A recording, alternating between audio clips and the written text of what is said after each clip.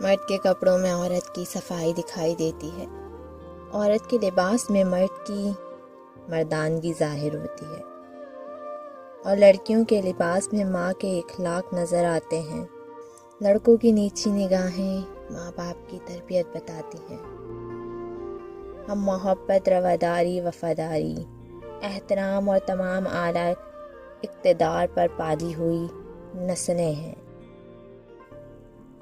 ہم ان مردوں اور عورتوں کے درمیان رہتے ہیں جو پڑھنا لکھنا نہیں جانتے تھے، لیکن انہوں نے تعلقات اور احترام میں مہارت حاصل کی تھی۔ ہم ان بچوں میں سے ہیں جو ہفتوں تک رشتہ داروں کے گھر بغیر کسی ڈر کے قیام کرتے تھے۔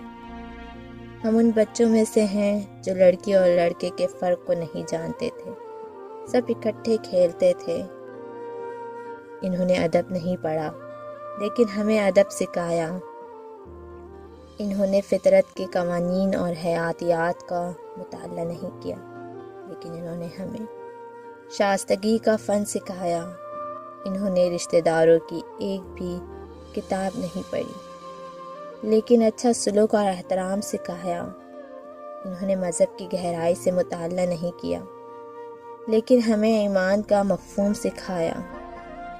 انہوں نے منصوبہ بندی کا مطالعہ نہیں کیا، لیکن انہوں نے ہمیں دور اندیشی سکھائی۔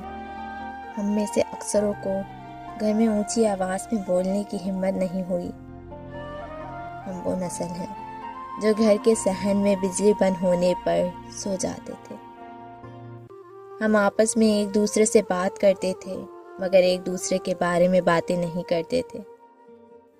میری دلی محبت اور تعریف ان لوگوں کے لیے جنہوں نے ہمیں یہ سکھایا کہ والدین کی عزت ہوتی ہے، استاد کی عزت ہوتی ہے، محلے دار کی عزت ہوتی ہے، رفاقت کی عزت ہوتی ہے، رشتہ داروں کی عزت ہوتی ہے، اور دوستی کی بھی عزت ہوتی ہے۔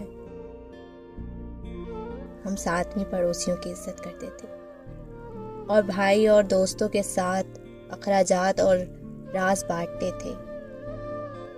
ان لوگوں کے لیے جنہوں نے وہ خوبصورت لمحات گزارے، اور اس نسل کے لیے جس نے ہمیں پرورش اور تعلیم دی۔ میں ان سے کہتی ہوں کہ آپ میں سے جو زندہ ہیں، اللہ رب العزت ان کی حفاظت فرمائے اور انہیں صحت عطا فرمائے۔ جو ہمیں چھوڑ کر اس دنیا فانی سے چلے گئے ہیں، ان کی بخشش فرما دے۔ آمین ثم آمین۔